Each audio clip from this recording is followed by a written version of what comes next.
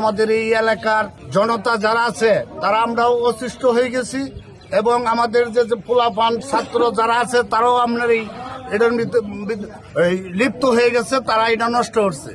এই কারণে আমরা আজকে এই মাদক সহকারে তাদের বাড়ি থেকে পাইছি, অনেক লোক আছে আরো পলায় গেছে গা।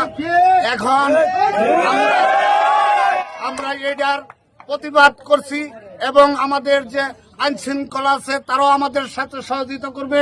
আমাদের যে এমপি সাহেব আছে, এমপি সাহেবের কাছে আমরা এই অভিজ্ঞতা আছে এবং আমরা ফোনের কথা কইছি। এই অত্র এলাকার যুব সমাজ একেবারে ধ্বংস হয়ে যাচ্ছে। যুবকরা ছাত্র সহ লেখাপড়া বাদ দিয়ে মাদকের দিকে আসক্ত হয়ে গেছেন।